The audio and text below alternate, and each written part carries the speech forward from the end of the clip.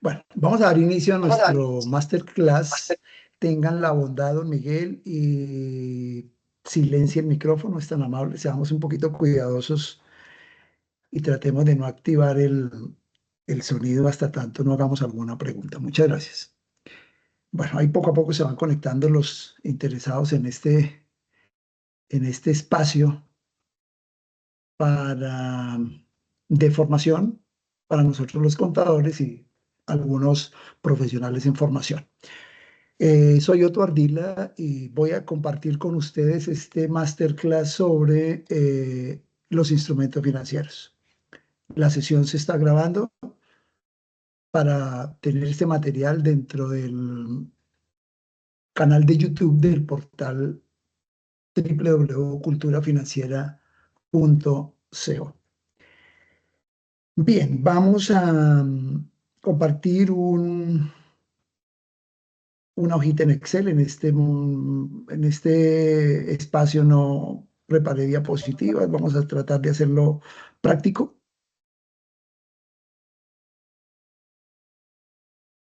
Espero que ya estén viendo la hojita de cálculo. Muchas gracias. Tengan la bondad y me reportan sonido.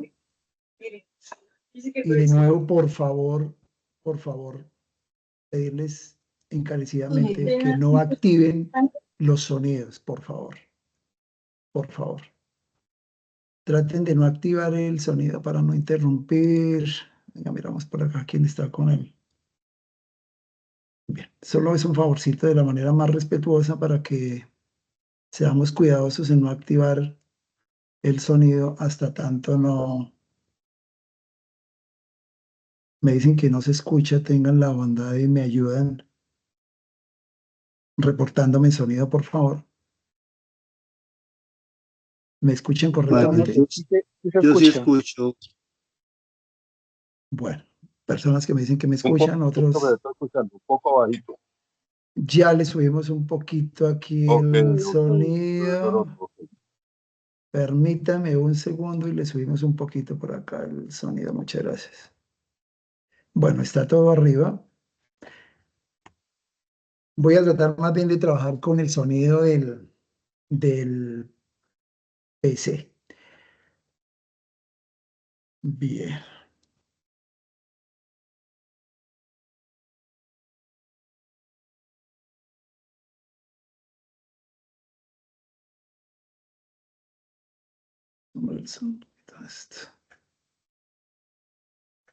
Bien.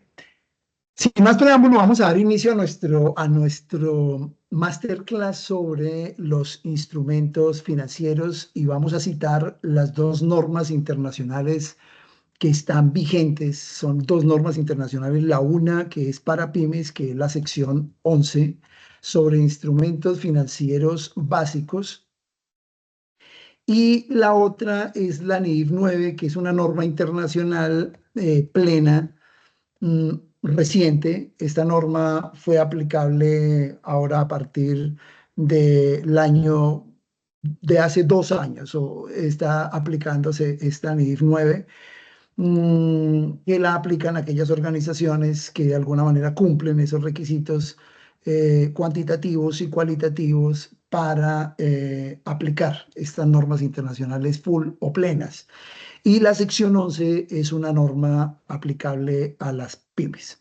Bien, entonces los instrumentos financieros en las dos secciones ya hay una simetría en cuanto a los criterios de reconocimiento y medición. ¿Qué es una simetría? Cada vez que hay una modificación de las normas para pymes, que estas últimas que estamos manejando son las emitidas o la versión 2 del año 2015. Ha habido hasta ahora las dos versiones y hace aproximadamente 2 meses el Consejo de Normas Internacionales emitió la versión 3 de las NIF para las pymes, que en algún momento hicimos una sesión, un webinar explicando algunos de los cambios más relevantes que se incorporaron dentro de las normas internacionales para las pymes, toda vez que una vez emitidas por el Consejo de Normas Internacionales, se tienen 2 años para su aplicabilidad. Sin embargo, se puede hacer una aplicación de manera anticipada, voluntaria. Por ahora, el proceso para incorporar esos cambios dentro del Decreto Único Reglamentario 2420, pues es a esperas de que el Ministerio de Industria, Comercio y Turismo, junto con el Ministerio de Hacienda y el Consejo Técnico de la Contaduría Pública, estructuren ese decreto de modificación del Decreto Único Reglamentario 2420 del 2015 e incorpore estas normas internacionales a alguno de los dos anexos. En este caso sería al anexo número 2. Lo mismo, también estamos a la espera de ese decreto que incorpore las normas internacionales de información financiera sobre sostenibilidad y clima, que fueron emitidas hace un poco más de un año. Muy bien. Los instrumentos financieros de la sección 11 y de la NIF 9 pues le dan el mismo tratamiento conceptual y los mismos criterios de reconocimiento y medición. Recordando que hay 4 aspectos, por favor, tratemos de silenciar los micrófonos, seamos un poco cuidadosos en no activar allá ese micrófono, pues para que no haya interrupciones. Muchas gracias. Dentro de los marcos conceptuales o el marco conceptual de las normas internacionales de información financiera, pues un instrumento financiero tiene un concepto que de alguna manera nosotros los preparadores de la información debemos más que aprenderlo, es comprender cada una de las palabras clave para efectos de la clasificación de la información, que ese es uno de los roles de nosotros los contadores públicos, es decir, no aprendernos ese aprendizaje memorístico, sino el análisis de esos criterios que de alguna manera llevan a la clasificación de la información y poderla clasificar, valga la redundancia, dentro del estado de situación financiera o dentro del estado de resultados, según sea el caso. Sin embargo, nosotros tenemos que comprender el concepto de instrumento financiero y voy a traer las 3 palabras o las palabras clave que encierran dentro del mismo concepto aquellas palabras o descriptores que son los mismos criterios que se deben tener en cuenta para clasificar la información. Entonces se dice que un instrumento financiero es un contrato. Entonces podemos decir que es un acuerdo o un contrato entre 2 o más partes, ¿correcto? Que para una parte, para una de las partes, genera un activo financiero y para la contraparte genera un pasivo financiero o un instrumento de patrimonio. Entonces vamos a dejarlo aquí, un instrumento financiero de patrimonio. Entonces el concepto está enmarcado en el, el, el, en esos cuatro, en esas 4 palabritas clave. Entonces, tenemos que de alguna manera desglosarlas porque nosotros quizá tomemos algún concepto de manera inadecuada y de esa misma manera podemos clasificar la información también. Muy bien. Entonces, cuando se dice que para una de las partes genera un activo financiero y para la otra un pasivo financiero o un instrumento financiero de patrimonio, pues aquí lo que nosotros también tenemos que comprender es qué es un activo financiero y un pasivo financiero. Por más que nosotros, los contadores públicos de cualquier momento de formación, y lo digo por esas experiencias, porque nosotros, de alguna manera, los que nos movemos en el ejercicio profesional y también nos movemos en la academia, entramos a un escenario y a veces sondeamos con los mismos profesionales a nivel pregrado y posgrado, sobre todo a nivel posgradual, en el cual me muevo pues en los últimos años un poco más fuerte que a nivel pregrado. Entonces hacemos ese sondeo, por decirlo así, de qué es un activo financiero o qué es un pasivo financiero. Y fíjense que a veces se tiende a equivocarse y nos dan algunos ejemplos que no tienen nada que ver con un activo financiero. Por ejemplo, nos dicen que un activo financiero puede ser un un inventario, una materia prima. También a veces nos pueden llegar a decir que es un elemento de propiedad, planta y equipo.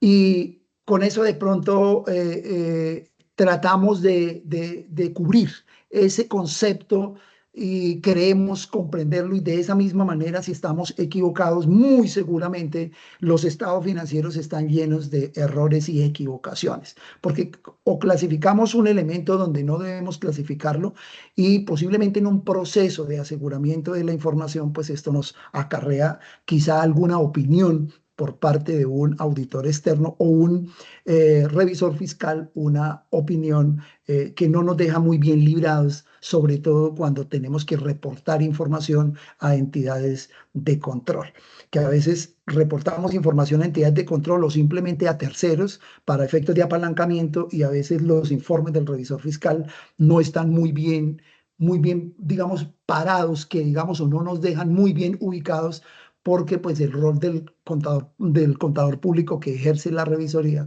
pues es precisamente ser garante de que la información financiera esté bien clasificada, bien medida y bien reconocida, tal como lo dice el marco conceptual de las normas internacionales de información financiera.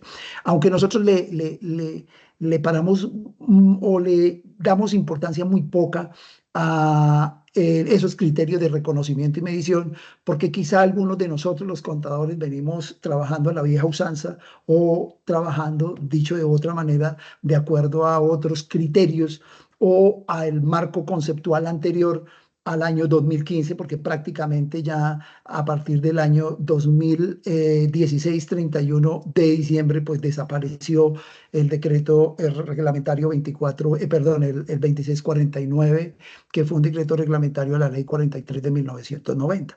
Dentro de ese marco conceptual, quizá hay unos elementos bastante interesantes que no es que hayan sido incorporados a las normas internacionales de información financiera, sino que las normas de información financiera de alguna manera también fueron tomadas de esos USGAP o esos principios contables de los Estados Unidos, y según la historia y lo que nosotros hemos podido analizar a lo largo de este proceso de aplicación, el decreto 2649 pues fue un plagio, entre comillas, de los USGAP, valga la redundancia, de los Estados Unidos. Entonces, si nosotros encontramos en el 2649 algunos elementos, pues también encontramos el concepto de instrumento financiero, y encontramos otros aspectos que de hoy se están tomando. Por ejemplo, ya se hablaba del valor razonable, parte de ese valor razonable se hablaba, por ejemplo, por allá del valor de realización, valor neto de realización, se hablaba pues también desde luego del costo, pero ahora todos esos criterios pues se han ido perfeccionando y se les ha dado un sentido de una manera, una connotación más financiera, porque recordemos que las normas internacionales de información financiera no son normas contables, es decir, no son normas del registro, son normas más a la medición de los hechos económicos, es decir, a establecer esas unidades monetarias para efectos del reconocimiento dentro de los estados financieros, ¿correcto? Entonces, vamos a partir de esas cuatro palabritas, y ese acuerdo genera un activo financiero que pues desde luego es un derecho, y el pasivo financiero es una obligación. ¿Pero un derecho a qué? ¿O una obligación a qué? ¿Y qué es un instrumento financiero de patrimonio? Que entonces puede generar ese acuerdo un activo financiero o un pasivo financiero, es decir, una obligación o un instrumento financiero de patrimonio.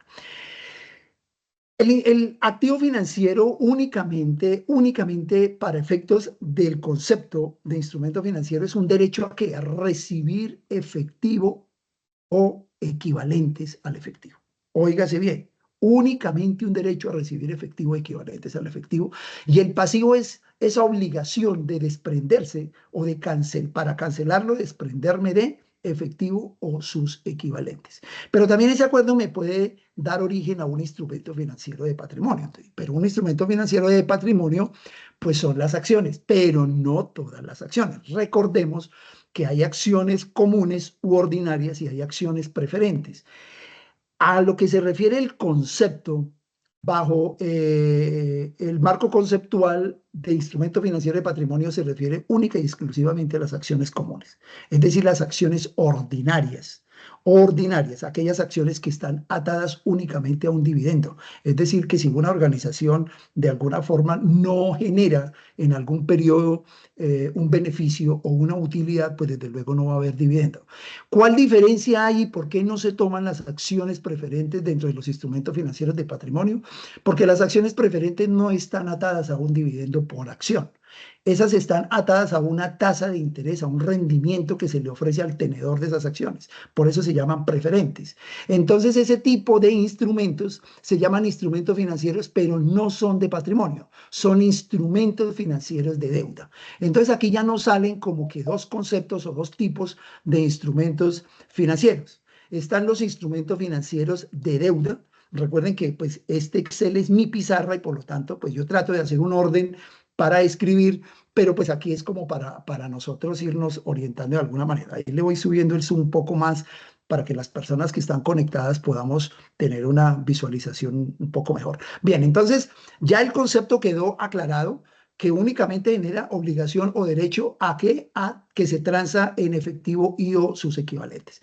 En una organización existen muchos hechos económicos que no dan origen a un derecho o a una obligación de desprenderme de efectivo o sus equivalentes. Hay muchos contratos de permuta donde yo entrego un activo y recibo un servicio o entrego un servicio y puedo recibir un activo tangible, por decirlo así. Ese tipo de hechos económicos, a pesar de que el servicio que yo presto tiene un valor, por ejemplo, está medido, tiene un valor de la prestación del servicio y quizá el otro servicio o el activo que yo reciba tiene también una medición incluso en el mercado, pues no se considera un instrumento financiero porque la obligatoriedad o el acuerdo no es a desprenderme de efectivo. Y ustedes de pronto dirán que eso es muy poco recurrente en las organizaciones. Yo les digo, no, al contrario. Hace 8 días incluso estaba tratando un tema sobre el impuesto diferido y les eché la misma película o el mismo cuento dicho de otra manera. Pues es que en 8 días que se hizo ese webinar, ese seminario taller, pues no han cambiado las cosas en mi entorno laboral. Entonces yo no tendría otro cuento para echarles diferente. Yo trabajo con una firma de contadores muy reconocida en Colombia, que es la encargada de hacer todo el proceso contable de aseguramiento en un grupo económico del sector de la salud con sede en Barranquilla.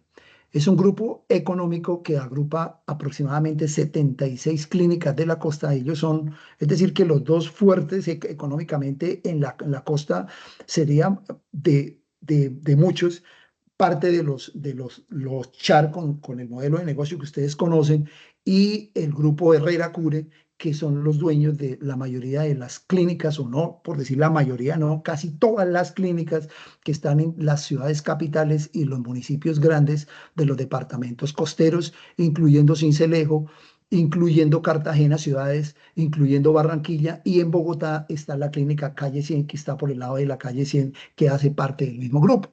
Resulta que entre esas clínicas, cada clínica tiene una especialidad o hay unos centros de diagnósticos e imágenes y entonces entre ellos a los afiliados como IPS y que tienen alianzas con entidades prestadoras de servicios de salud, pues ellos le prestan esos servicios a esos afiliados.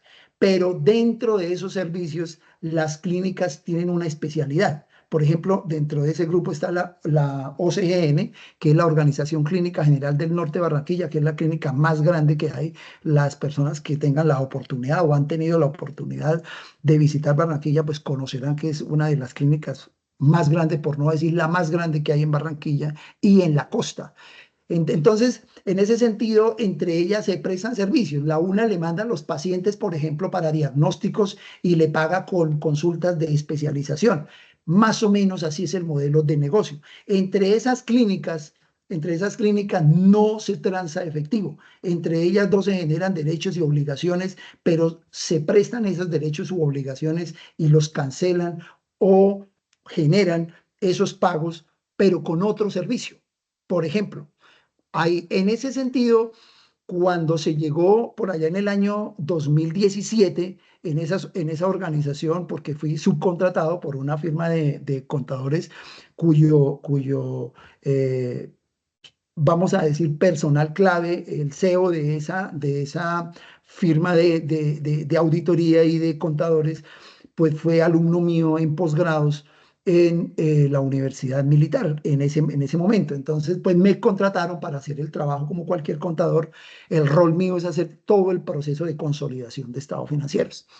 Eso se hace cada año por la época de abril y marzo. Tengo que viajar a Barranquilla o en su efecto lo hago desde mi lugar de trabajo, sea en Bogotá o sea en cualquier parte. Entonces, mire que sí, sí debemos tener claro el concepto de instrumento financiero porque es muy sencillo comprenderlo. A veces es difícil porque las personas no trabajamos en esas áreas, simplemente se generan derechos y obligaciones y no tenemos esa experiencia. Muchos no la tienen, entonces pueda que esto que estoy explicando ahora sea supremamente raro, de otro mundo, de otro planeta.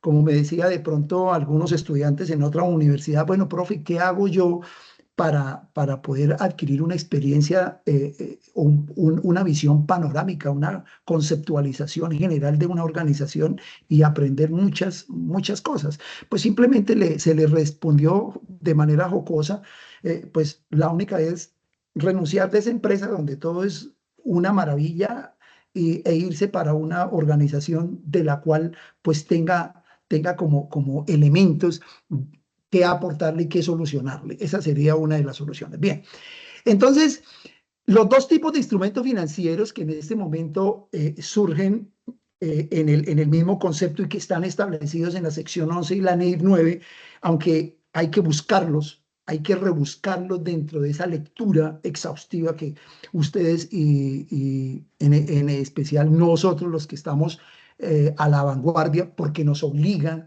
De hecho, estar uno en la academia es algo tan maravilloso porque es como las personas que van a un gimnasio, pues mantienen físicamente en orden su cuerpo en armonía de alguna manera y la mente también se siente bien. Pues en esto de la academia nos obliga. Esto no es que nosotros los académicos y que fusionamos desde luego la academia con el ejercicio profesional porque tiene que haber esa relación de causalidad y de similitud, de sintonía entre esos dos conceptos, porque yo no le puedo explicar a un estudiante o a un participante o a un colega, como en este caso ustedes, algo que simplemente está es en la sección y que quizá eso ni se maneja en el contexto colombiano. Entonces acá lo que traemos es esas experiencias y dentro de esas experiencias pues nos da origen a dos tipos de instrumentos financieros.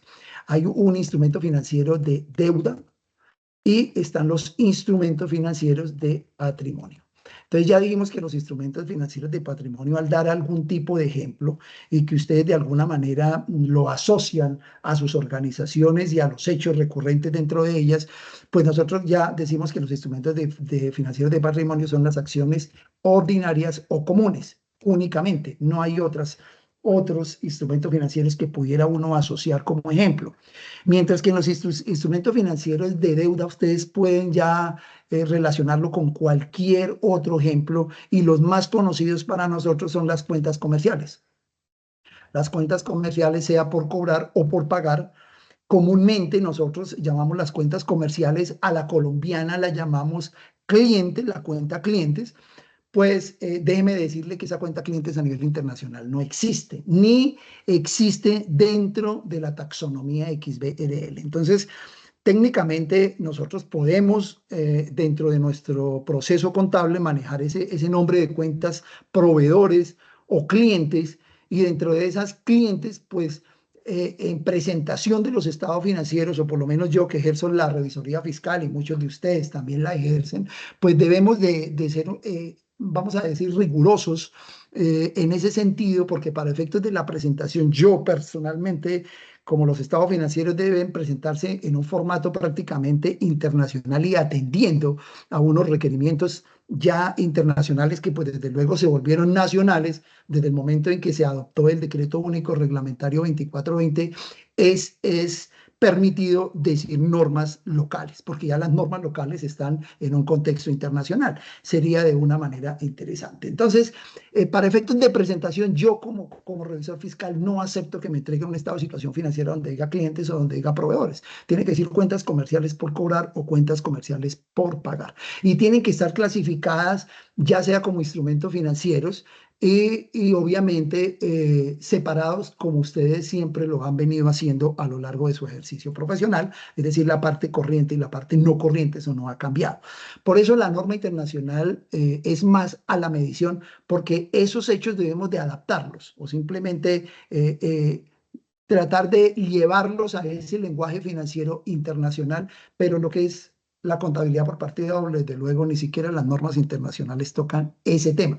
Tocan el tema de lo que es la causación, la acumulación o el principio del devengo, que es lo que nosotros conocemos comúnmente como causación, ¿correcto? Entonces, están las cuentas comerciales por cobrar, por pagar, por ejemplo, están esas inversiones, hay algunas inversiones que se clasifican dentro de los instrumentos financieros de deuda o todos esos títulos valores que se firman, por ejemplo, esos pagarés, esos CDTs, que son títulos valores, esos bonos, esos títulos de deuda pública que muchas organizaciones invierten en ellos, están dentro de los instrumentos financieros de deuda. Es decir, todo lo que me genere un derecho o una obligación, excepto las acciones ordinarias, todos los demás están en instrumentos financieros de deuda. Bien, dentro de esos instrumentos financieros, pues hay unas mediciones o unos criterios para efectos o unas técnicas de medición para establecer su valor que vamos a llevar a los estados financieros. ¿Correcto? Entonces, anoche estábamos dialogando por allá en el Colegio de Contadores Públicos de Colombia, que también se hacen sesiones y que muchas veces los contadores son apáticos a entrar a este tipo de espacios, porque creemos también que el solo contador debe tener conceptos y es erróneo, equivocado. Solamente nosotros fuimos formados para atender las necesidades de las empresas frente al Estado o a la unidad administrativa, Dirección de Impuestos y Aduanas Nacional. Es decir, nosotros creemos que solamente, como decimos en el argot popular, vinimos a este mundo, nos formamos contadores solamente para manejar la parte impositiva. Y muchas veces dejamos de lado las mediciones para efectos financieros y mire qué impacto tan fuerte tiene a propósito que estamos ahora en la preparación de las declaraciones de renta de las personas jurídicas y también de las información exógena que debemos empezar a reportar.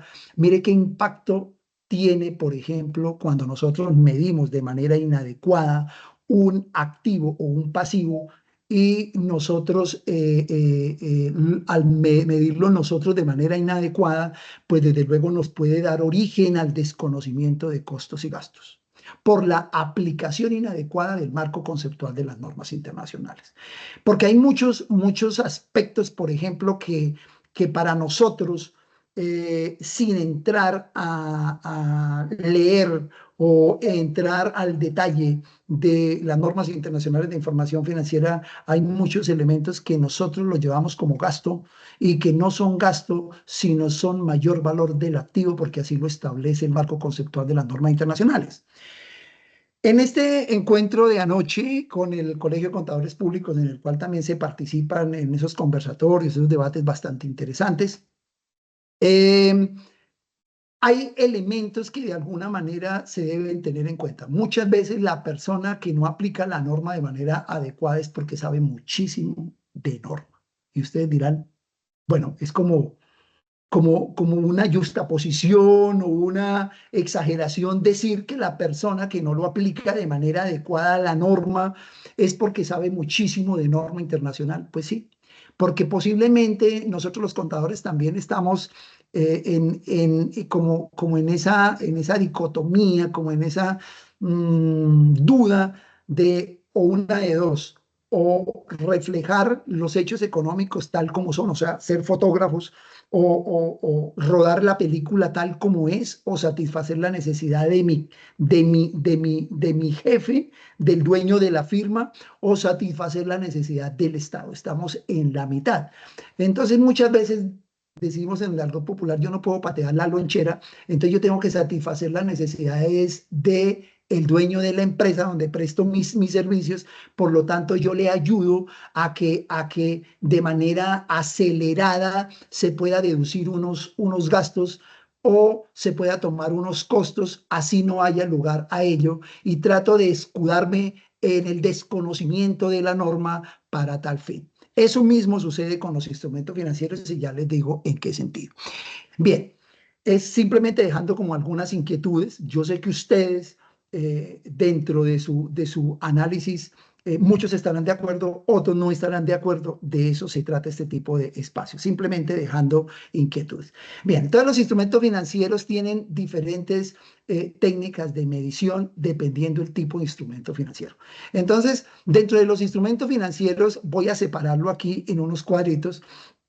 Existen instrumentos financieros de patrimonio que se cotizan en bolsa, es decir, acciones en bolsa de valores. Voy a dejarlo así en bolsa.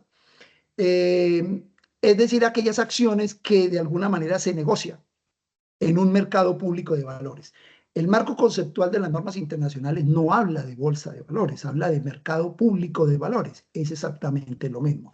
Pero no solamente nacional, sino como dijo el gestor de esos programas de televisión, don Jorge Barón, nacional e internacional. Es decir, nosotros creemos que porque una empresa no cotiza en una bolsa, en la Bolsa Nacional de Colombia, pues entonces en ese momento pasamos a medir ese instrumento financiero con otro criterio, pero no, nos olvidamos de que posiblemente en esa empresa las acciones se cotizan en una bolsa internacional, bolsa de Sao Paulo, bolsa de Tokio, bolsa de Nueva York, la bolsa de Buenos Aires, etcétera, de cualquier bolsa de cualquier país del mundo. Pues en ese sentido tenemos que estar prestos porque ahora en este modelo de la economía o este modelo económico en el cual en el mundo se está ejecutando, pues ya prácticamente las empresas nacionales no están hechas el modelo de negocio solamente para satisfacer necesidades de clientes nacionales. Están buscando alianzas estratégicas, están vendiendo, están importando, prácticamente muchas exportan más que lo que consumen en Colombia, o muchas importan más que lo que compran en Colombia a otras empresas. Entonces estamos como siempre en esa telaraña de buscar alianzas estratégicas, y esas alianzas estratégicas nos pueden dar origen a adquirir paquetes accionarios de empresas para efectos de generar esas alianzas. Porque también para efectos contables y ese impacto contable que genera este tipo de inversiones, es que nosotros los preparadores de la información tenemos que hacernos de diferentes cuestionamientos o formular diferentes preguntas. ¿En qué sentido? Cuando estamos frente a una empresa y que hace unas inversiones, entonces surge la primera pregunta: ¿para qué esas inversiones? ¿Para qué las tengo? ¿Para qué las compra la empresa? O puede ser para especulación, es decir, para comprar y vender, esperar que el valor suba para efectos de que me genere alguna utilidad en esa venta de acciones.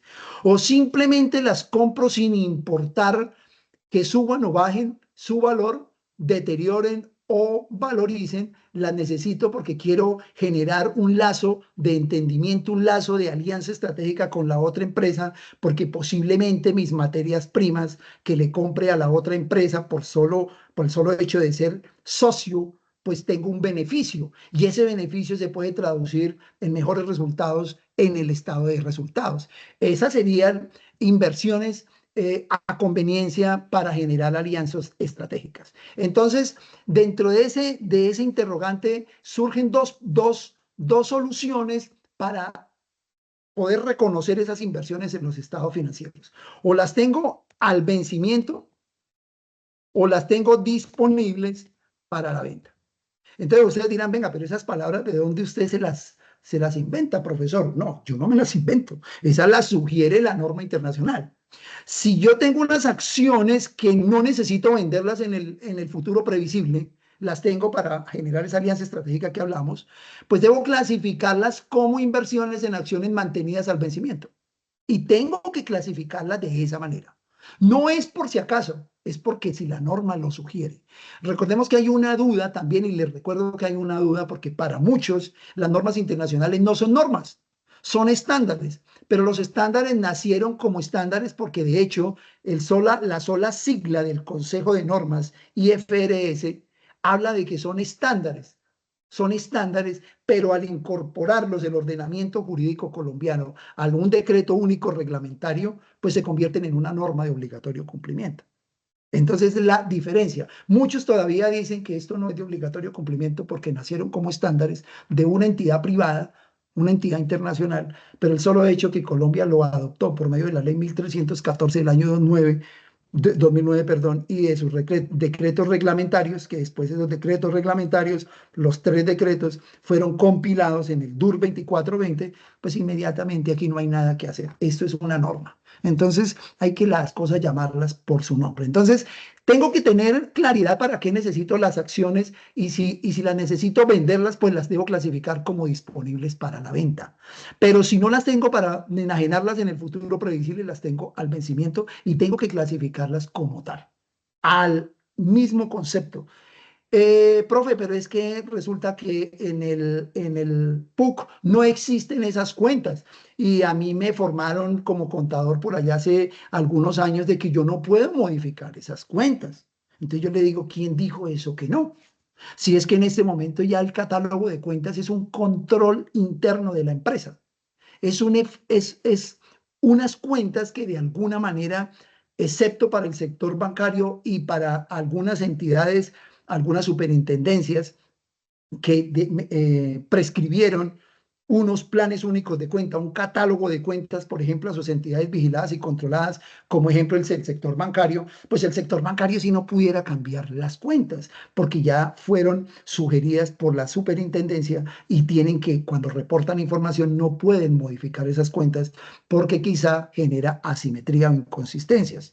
Pero nosotros los del sector real, yo pudiera y he hecho ese ejercicio a nivel académico de llegar y decirle a algunos estudiantes, bueno, bien, vamos a clasificar estos elementos de los estados financieros y en el grupo 3 vamos a clasificar los activos. Entonces levanta la mano algún estudiante y me dice, profesor, está equivocado. Discúlpeme, profesor, es que el grupo 3 es del patrimonio. Le digo, no, déme gusto. Yo quiero que en el grupo 3 estén mis activos. ¿Qué sucedería en una empresa que fuéramos un poco versátiles en ese sentido? Pues que va a generar un problema es mental en nosotros los contadores porque estamos anquilosados a que el uno es el activo, que el dos es el pasivo, etcétera, etcétera. Pero en muchas organizaciones ya no utilizan ni siquiera los códigos. Y nosotros los facilitadores, los generadores de conocimiento, ni siquiera nosotros deberíamos de utilizar el catálogo de cuentas. Bienvenido, mi querido profesor Rafael Martínez Márquez, me imagino que es mi querido amigo de toda la vida, contador público y docente universitario. Bienvenido. Gracias por conectarse. Bien, entonces, en ese orden de ideas, tenemos que nosotros, más que volvernos técnicos en la teneduría de libros, es el rol del contador de hoy en día es analizar los hechos económicos para poderlos llevar a los estados financieros. Es decir, no utilizar esos conceptos que de alguna manera hemos escuchado y que yo los he escuchado en mi trasegar contable, como todos que hemos hecho como en la carrera judicial, que empiezan desde sustanciadores o desde mensajeros, sustanciadores, bueno, hasta llegar a ser juez en esa primera etapa y obviamente mucho más. Pues nosotros los contadores públicos, muchos hemos comenzado como, llamo yo, como el cargamaletas del auditor o de otra manera el auxiliar contable, el del trabajo sucio en una empresa. Y vaya uno de auxiliar de esa época, dígale a su contador que de alguna manera uno no estaba de acuerdo con algún registro, cuando uno ya iba en algún nivel de la universidad avanzadito y ya podía uno polemizar, podía uno entrar a dialogar. Vaya usted, dígale a esos contadores de esa época, que espero que en este grupo no hayan de esos contadores, con todo el respeto, vaya, dígale usted al contador algo que no estaba de acuerdo, pues como decimos en mi pueblo, la vaciada pues era grande, el regaño era grande porque el contador le decía de la siguiente manera: así lo aprendí, así lo hago y así lo hace usted. y simplemente usted no está hecho para polemizar, sino para hacerme caso. Entonces ahí a uno como que le cerraban las puertas. Pero el contador de ahora ya no es ese. A mí me encantan mis escenarios que se abra esa polémica. De alguna manera me gusta, como decimos, picarle la lengua a mis colegas, porque de esos escenarios de polemizar, se genera conocimiento, definitivamente. Bien, entonces vamos ahí en ese orden de ideas, vamos a aprender a clasificar esa información. Vamos a ver la contabilidad, recordemos que bajo norma internacional tiene dos momentos que estamos hablando de uno de los momentos es lo que se llama la medición inicial. Medición inicial. ¿Y por qué hago énfasis en medición? Porque es que hace muchos años, cuando yo me formé como contador, el objetivo de la contabilidad era la clasificación de la información y el registro, o sea, lo que se llamaba la causación, el registro.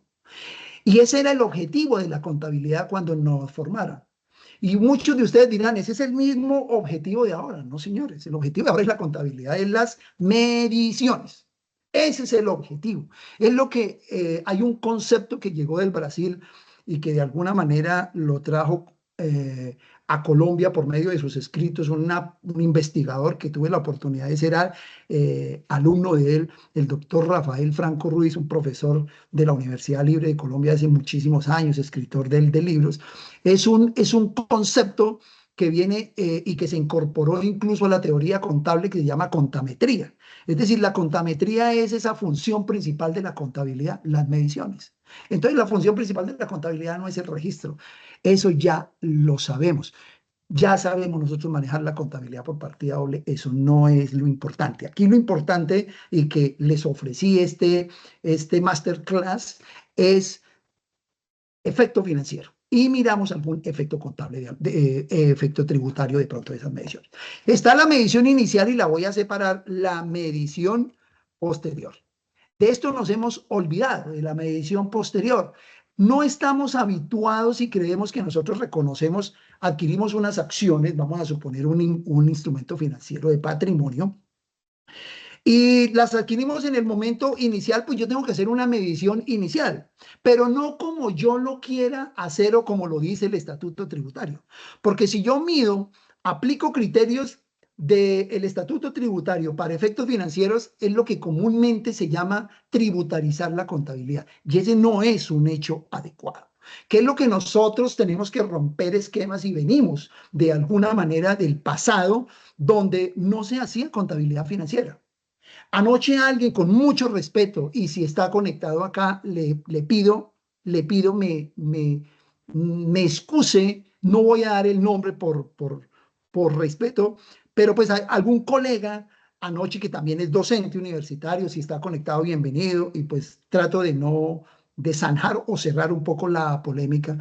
Y esa persona decía que existen diferentes tipos de contabilidad, que existe la contabilidad administrativa, que existe la contabilidad tributaria y que existe la contabilidad financiera, que existe la contabilidad social, que existe la contabilidad pública, que existe un poco de ramas de la contabilidad. Ante eso hubo una polémica y no existe sino los dos tipos de contabilidades en este momento. Para mí existe la contabilidad financiera y por la parte ya del sector público, la contabilidad pública. Llamemos contabilidad financiera privada, pero también hay contabilidad financiera que se aplica en el sector público. ¿En cuáles entidades del sector público? Sobre todo en las empresas que aplican las NIF, porque recordemos que muchas empresas públicas, que es diferente a una entidad pública, aplican las NIC SP y las otras aplican las NIF, por ejemplo, Ecopetrol, ¿correcto? Entonces, que reportamos información a la Contaduría General de la Nación. Tengo experiencia, aquí de pronto está mi amigo Rafael, trabajamos en el sector público hace algunos años y tengo algún conocimiento de cómo reportar información a todas esas organizaciones. Entonces, no es cierto que existan diferentes ramas de la contabilidad, que de pronto por allá existen algunos informes más administrativos, como esos informes de costos, pero borremos esos conceptos que existen o que todavía subsisten en la mente de algunos contadores, que es esos diferentes tipos de contabilidad que no existen. Eso no existe. Existe una sola contabilidad y en esa contabilidad pues hay que entregar diferentes informes. Ahora se inventaron de que existe una contabilidad de la biodiversidad. A propósito de las normas internacionales S1 y S2 tampoco, porque recordemos que ese tipo de informes no financieros, entre comillas, que son mal llamados no financieros, también ya encontrarán ustedes en el portal www.culturafinanciera.co, encontrarán por allá, pueden acceder y donde dice ingrese al canal, en el canal de YouTube está ese webinar donde expliqué sobre las normas S1 y S2, que tampoco no es del todo cierto, como han venido dialogando, de que eso es lo que se llama información no financiera. Al contrario, las normas S1 y S2 que van a ser incorporadas en el DUR 2420, pues son normas que de alguna manera me generan un impacto financiero, incluso un impacto tributario también. Entonces, a veces tenemos que leer un poquito de una manera respetuosa, adentrarnos para no tragar entero, porque a veces nosotros lo que escuchamos en un video, recuerden que en la red hay demasiados creadores de contenido, pero hay mucho contenido falso o que nos inducen a la interpretación errónea, sobre todo en las finanzas. Muy bien. Entonces, la medición inicial depende del tipo de instrumento financiero. Entonces, vamos aquí a hablar instrumento financiero de deuda. El instrumento financiero de deuda inicialmente se mide al costo. Pero entonces lo que nosotros tenemos que comprender es qué compone el costo. ¿Qué es el costo en los instrumentos financieros de deuda y cómo lo dice el marco conceptual de las normas internacionales? Voy a llevarlo a parafrasearlo, el concepto no llevarlo tan literal, porque ese es el éxito de nosotros los académicos, pues que tenemos que entregar más bien con palabras claras, no tan técnicas, no tan médicas, llamemos así, porque pues si usted habla con un médico, el médico le monta una película de que la mucosa gastrointestinal está inflamada, pero si vamos a una persona que de pronto tenga su droguería y que conozca de medicina, simplemente lo que le dice usted lo que tiene es una gastritis. No más, mientras que si nos ponemos a analizar esa inflamación de la mucosa gastrointestinal, pues no sabemos y salimos preocupados sin saber qué es lo que tengo. Lo que nosotros tenemos que hablar y ser facilitadores de un entendimiento simplificado, unas palabras clave acá. Entonces, ¿qué es el costo en los instrumentos financieros de deuda? Pongamos un pequeño ejemplo, un CDT. Pues el costo es el valor de la constitución de ese CDT, ese valor con el cual yo constituyo ese CDT. Entonces podemos colocarle el valor de adquisición o de constitución, ¿cierto? Podamos llamarlo de esa manera. Pero resulta y sucede que en muchos instrumentos financieros de deuda, llamemos incluso acciones preferentes, las acciones preferentes emitidas, por ejemplo, por Apple, si es que las ponen en Colombia, porque eso aquí en Colombia que van a llegar acciones preferentes de Apple, quizá allá en Estados Unidos se moverán en los grandes grupos económicos, pero digamos unas acciones preferentes de Ecopetrol, pues que las acciones preferentes de Ecopetrol posiblemente las tenga el mismo Estado o la tengan otras petroleras u otras organizaciones, pero dentro de esas acciones a veces es difícil nosotros adquirirlas directamente del emisor, es difícil e imposible. Usted no puede ir a golpear a Ecopetrol y decir, mire, buenas tardes, yo soy Otto Ardila y quiero comprar unas acciones. Pues ahí ni siquiera me abren la puerta. Me dicen, ¿y quién es usted? ¿O quién es Otto Ardila? Yo aquí no lo conozco.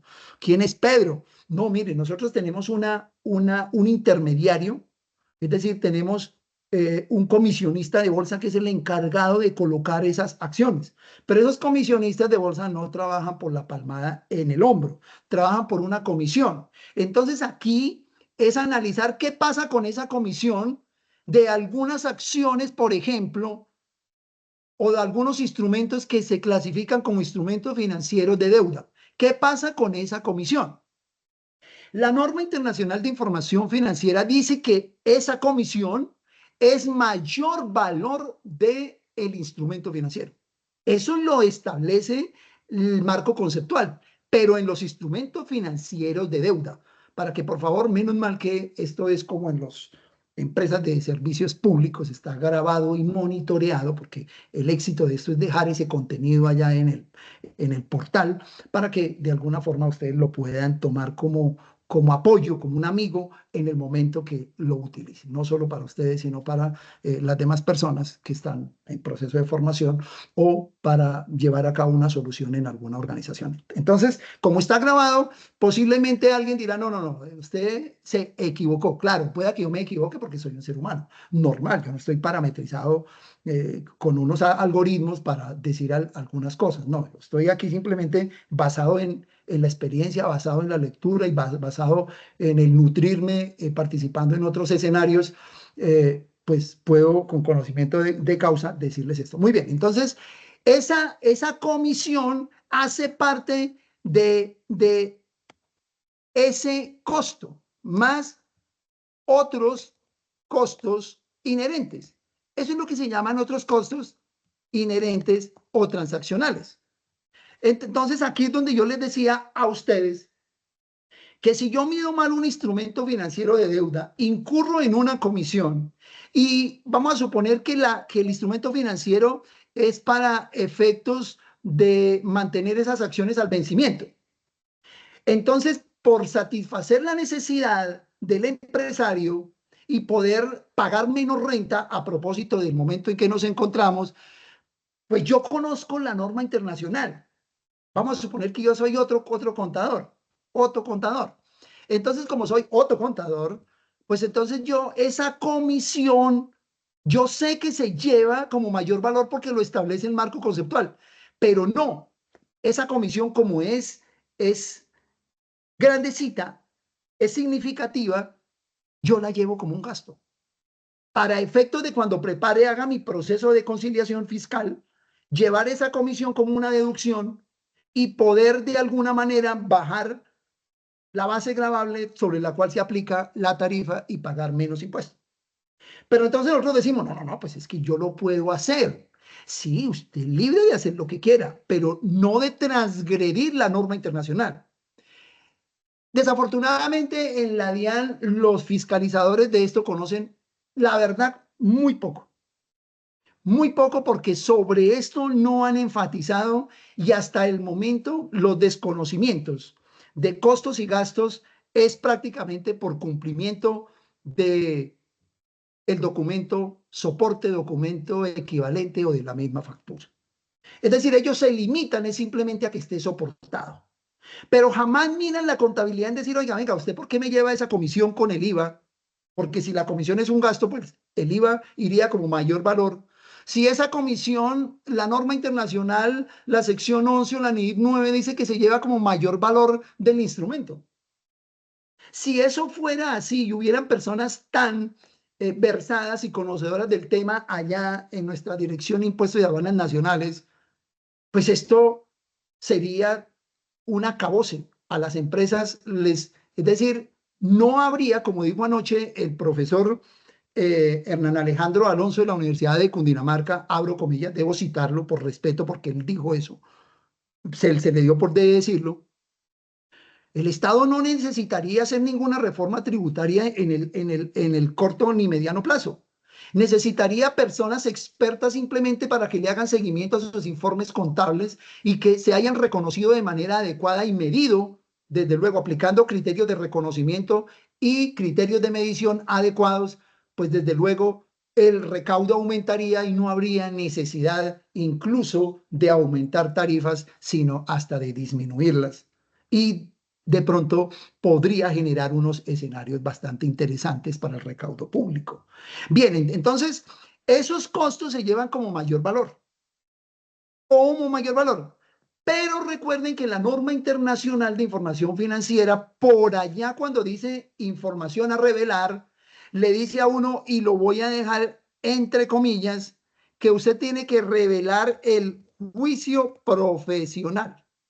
Pero muchas veces tampoco comprendemos qué es el juicio profesional.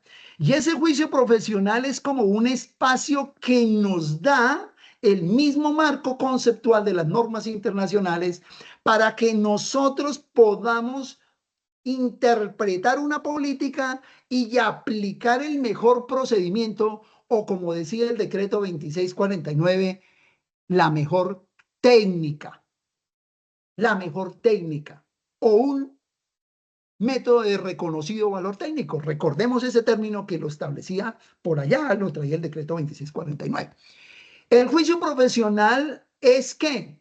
Es ese espacio en el cual el preparador de la información, de acuerdo a su experiencia, de acuerdo a su formación profesional y al conocimiento y aplicación, observancia y aplicación de los códigos de ética, tres aspectos fundamentales, yo puedo emitir un juicio profesional. No todo contador está habilitado para emitir un juicio profesional. Yo puedo emitir un juicio profesional en decir, no, ese costo lo voy a llevar como gasto por algún hecho que el mismo marco conceptual de las normas internacionales trae. El marco conceptual trae otras palabritas. Aquí en esta columna G vamos a dejar las palabritas clave que trae el marco conceptual para que nosotros aprendamos a analizar. El marco conceptual trae dos palabritas que se llama inevitable y evitable. Pues son dos conceptos que de alguna manera ya los comprendemos. Inevitable es algo que yo no lo puedo evitar. Dios nos bendiga y nos favorezca. La muerte es algo que yo no puedo evitarlo, algún día llegará. Pero yo sí puedo evitar arriesgarme en salir a ciertas horas de la noche a lugares inadecuados para poner en peligro mi integridad física, hablando en aspectos humanos. Pero hablándolo en aspectos financieros, inevitable es un gasto que yo no lo puedo evitar. Por ejemplo, esas acciones. Yo no puedo llegar a la comisionista de bolsa como la propina que nos facturan, que es ilegal en los restaurantes, donde nos aplican de una vez el 10%, y si uno no es vivo, pues se da cuenta y por qué nos tienen que facturar esa propina. La propina es voluntaria, o sea, es evitable. Entonces, yo no puedo llegar a una comisionista de bolsa a comprar un paquete accionario de Ecopetrol y decirle, sí, señor, vengo a comprarle, no sé, X unidades monetarias, 1.000 millones, 500 millones, 100 millones, un peso, cualquier cosa. Vengo a comprar unas acciones, pero yo no pago la comisión. En ese caso, la comisión no es voluntaria. La comisión es inevitable. O sea, si usted no paga la comisión, pues simplemente no le venden las acciones. A eso es a lo que se refiere el término inevitable, pero sí hay aspectos o derogaciones evitables. Ejemplo, voy a poner un pequeño ejemplo.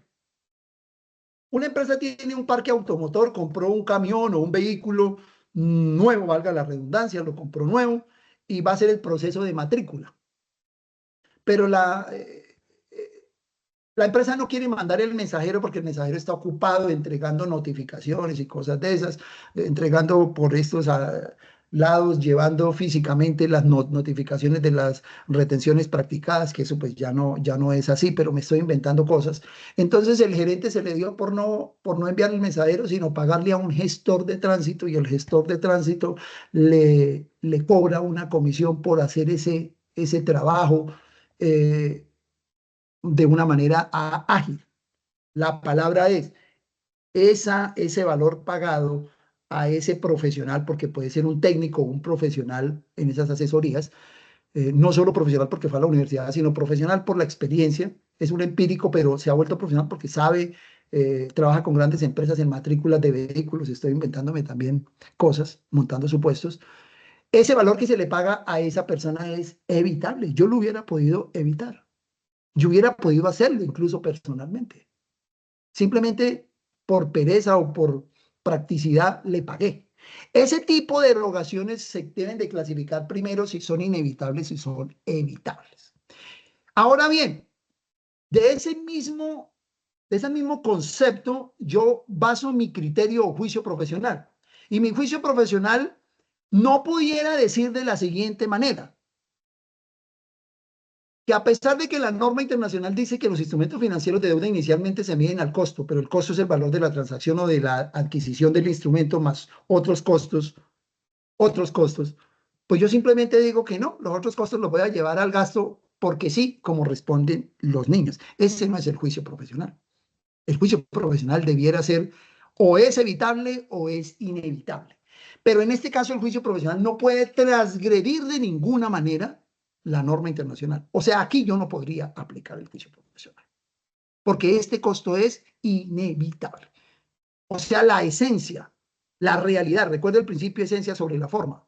La forma es la formalidad del contrato, la esencia es la realidad del negocio, de la transacción. La realidad es que yo tengo que pagar esa comisión. Entonces, medición inicial de esos instrumentos financieros de deuda se miden al costo, pero ya saben qué compone el costo.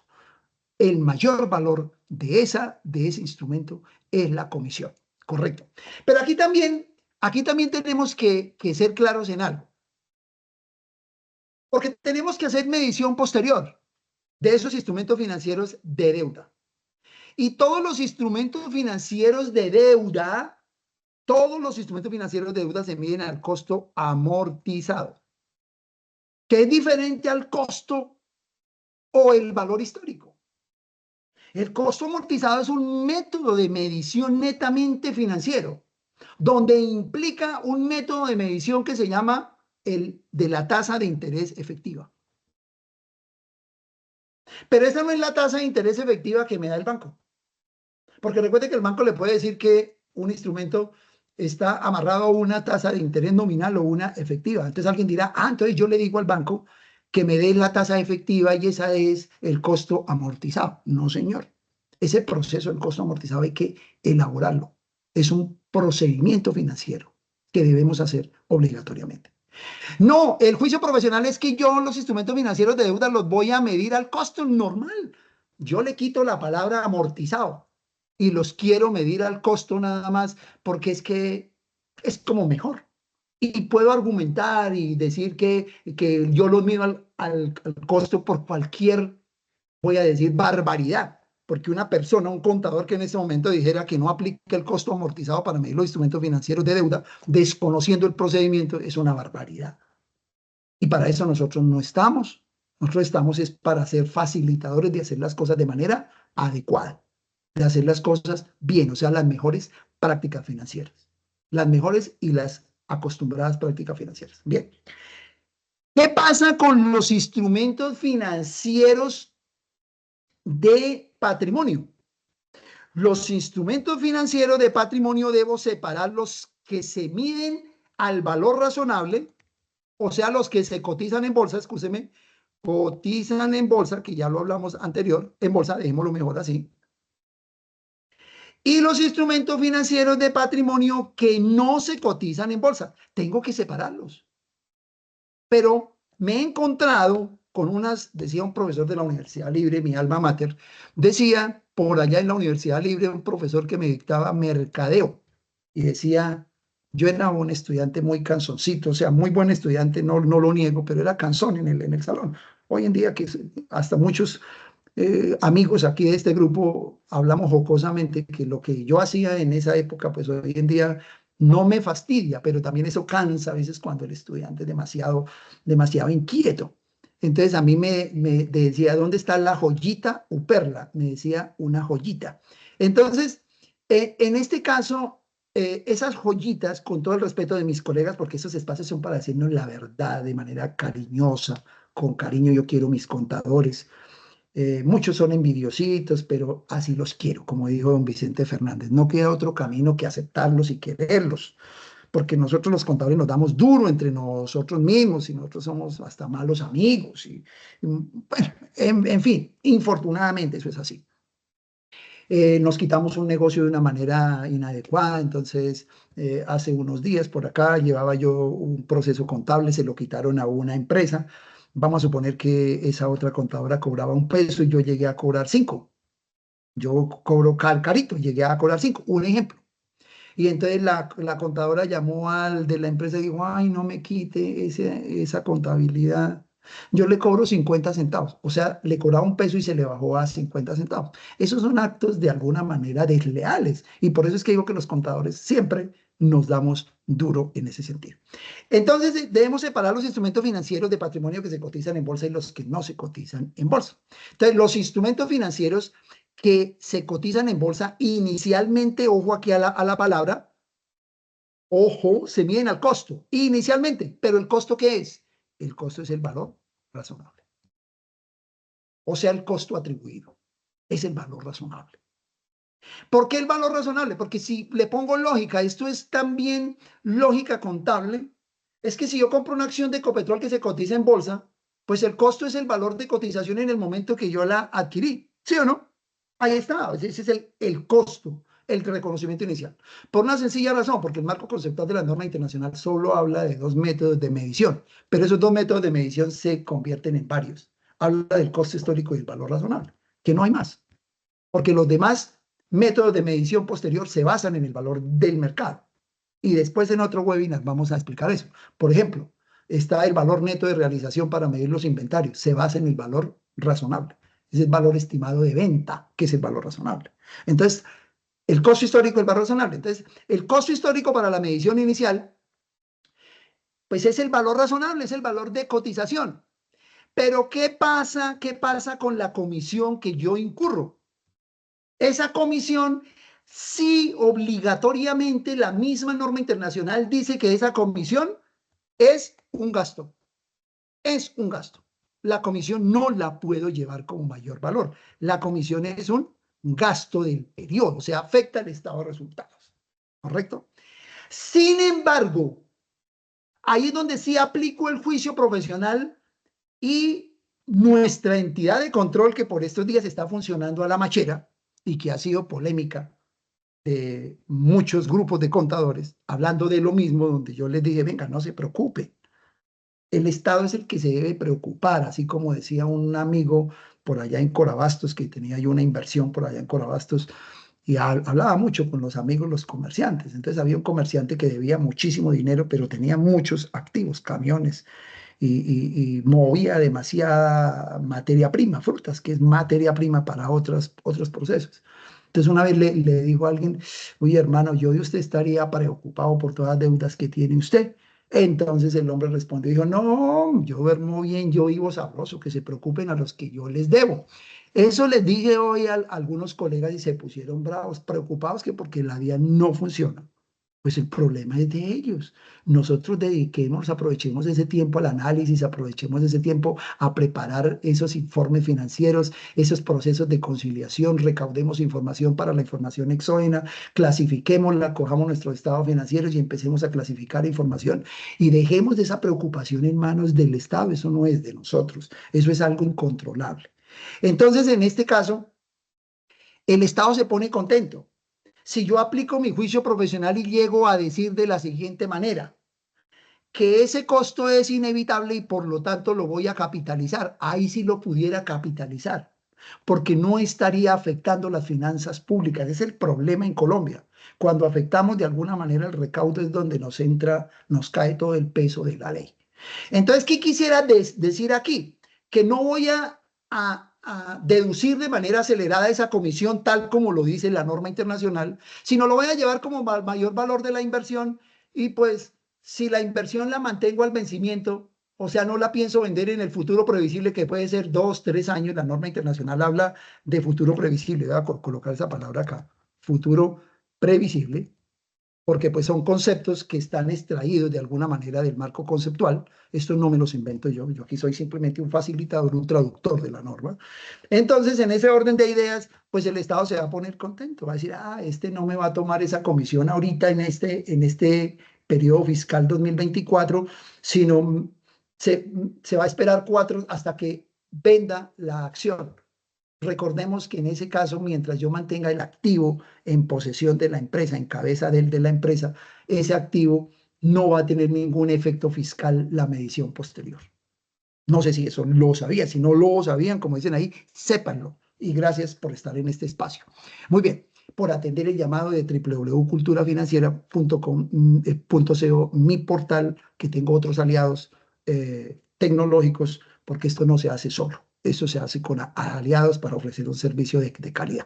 Entonces yo aquí puedo aplicar, pero por regla general la comisión va al gasto. Entonces yo le digo a la estratega, eso no me ponga a aplicar juicio profesional. Ahí sí yo les daría un consejo. Llévelo como dice la norma internacional, sea literal.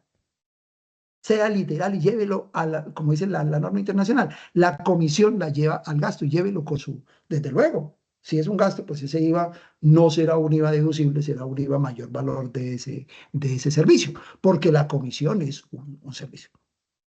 Ahora bien, la medición posterior. La medición posterior de los instrumentos financieros se miden ¿al qué? Al valor razonable, y la norma dice valor razonable con cambios en resultados. Porque incluso la norma internacional le dice a dónde llevar los cambios de la medición posterior. Y no todos los cambios de los activos y pasivos van al resultado del ejercicio. Unos van al patrimonio, por ejemplo. Y yo sé que ya ustedes aquí, en este escenario, alguien podrá decir, sí, otro colega, esos cambios que van al patrimonio son de la medición de tales y tales activos. Eso ya lo saben ustedes, que todos los cambios no van al resultado. ¿Cuáles son los cambios en la medición posterior de los instrumentos financieros? Pues los cambios en la medición posterior de los instrumentos financieros es, en este caso, la valorización o el deterioro. Porque si hay valorización, pues será un ingreso.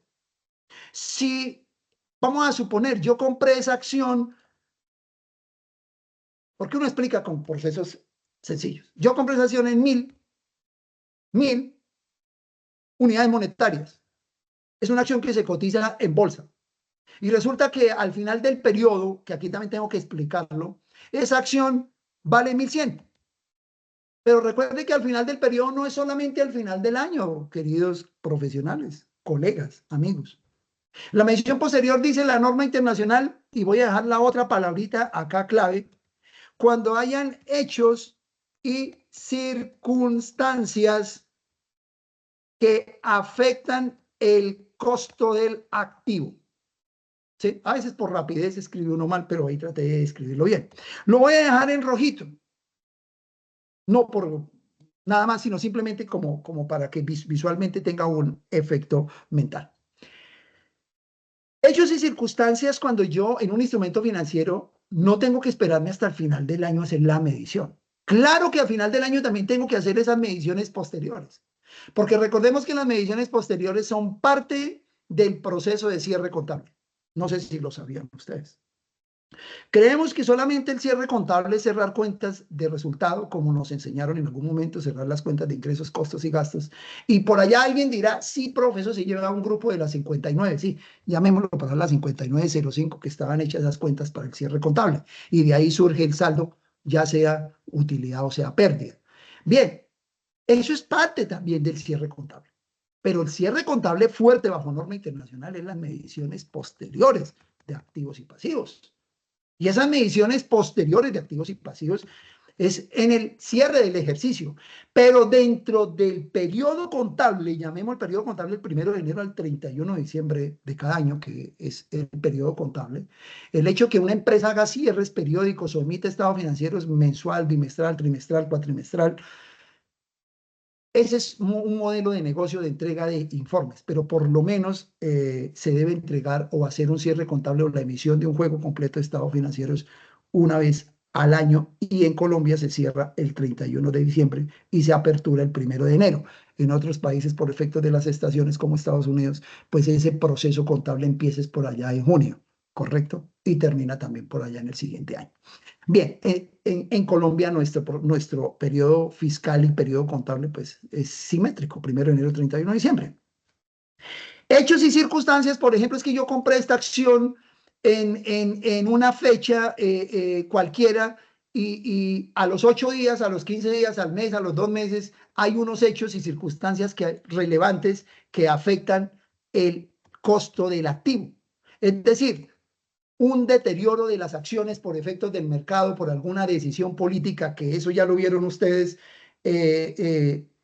hace un año, 2 años, cualquier palabrita que el Ejecutivo emite en alguna locución, en alguna entrevista, genera un impacto fuerte financiero. Y esos impactos fuertes financieros siempre terminan o en valorizar o en desvalorizar.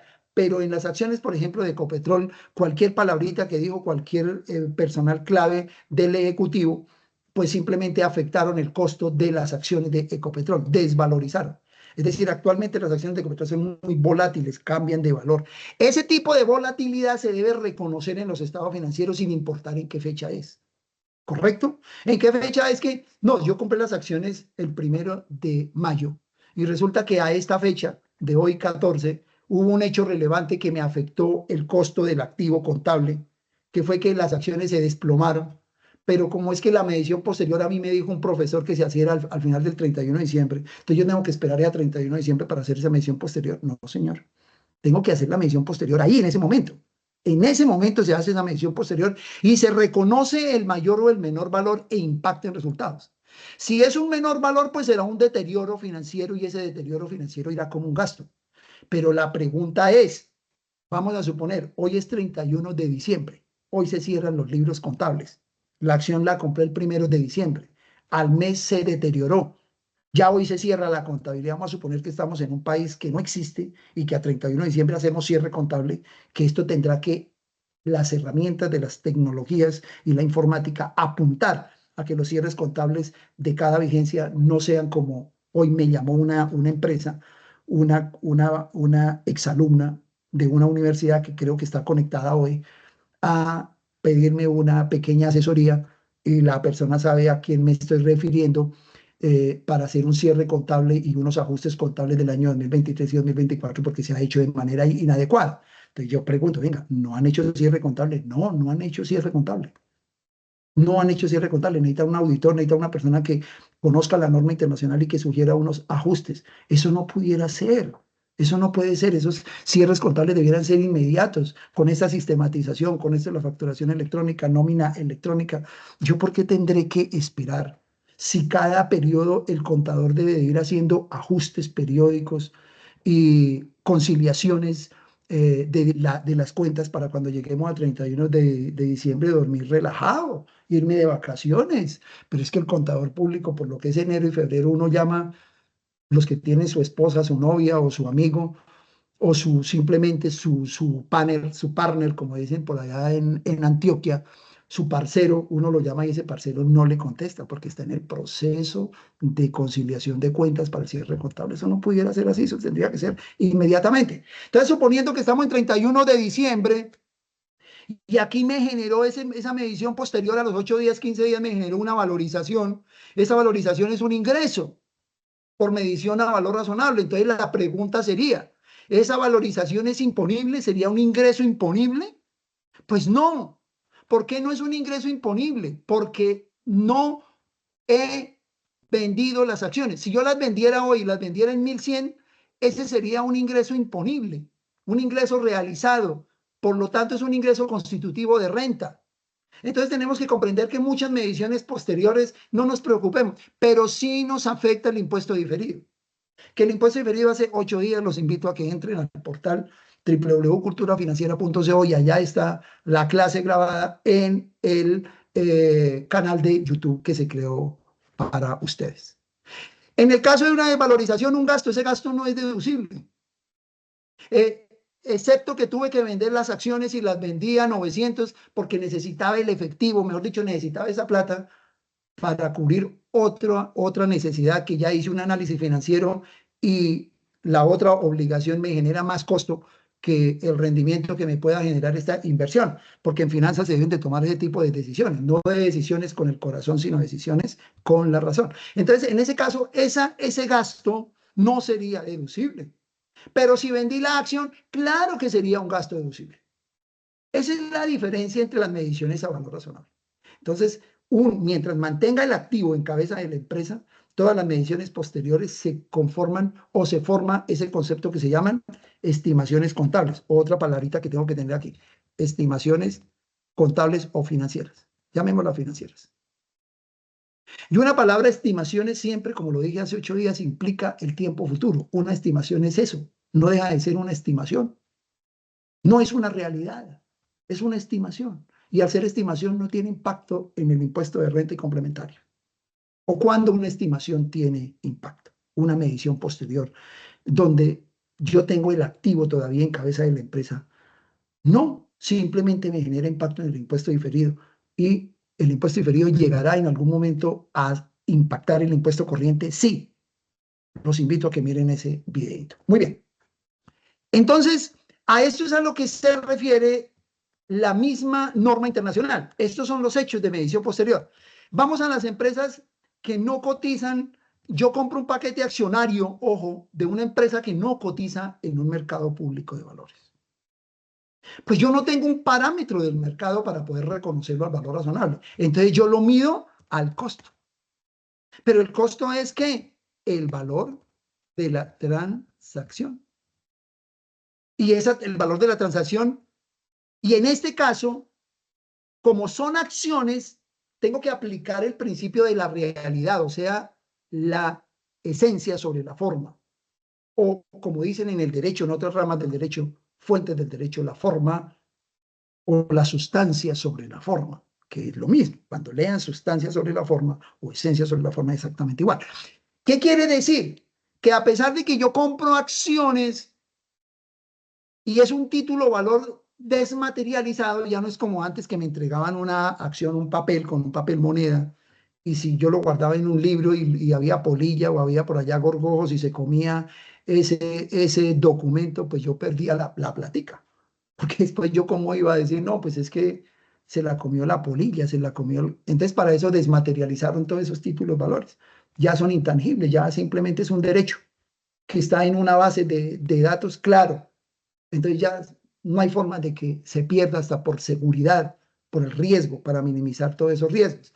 Entonces, ese costo es el valor de la transacción y como es una acción, un instrumento financiero de patrimonio, pues al respecto de esa comisión, si no la puedo llevar como mayor valor, pero si algún contador dice, no, esa yo la asemejo a un instrumento financiero de deuda y le doy el mismo tratamiento y esa comisión la llevo como mayor valor de la inversión.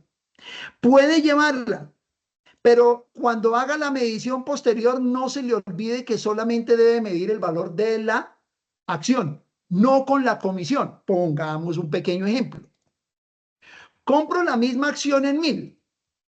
Decidí, vamos a decir que es un paquete accionario, 1.000 puede ser 1.000 millones, $1.000, lo que sea. Y resulta que la comisión fueron 30, vamos a decir el 3%, 30, más el IVA, digamos que ahí está incluido el IVA. Entonces el costo serían pues los 1.030, ¿cierto?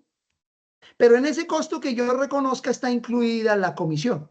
Cuando haga la medición posterior, recordar que yo solamente debo medir este valor que está en rojo. Porque en la contabilidad, ¿cómo es? La contabilidad se debe hacer al control del detalle, o la contabilidad es un control de la organización, que la contabilidad es eso, es un control. Para controlar. ¿Para qué más es la contabilidad?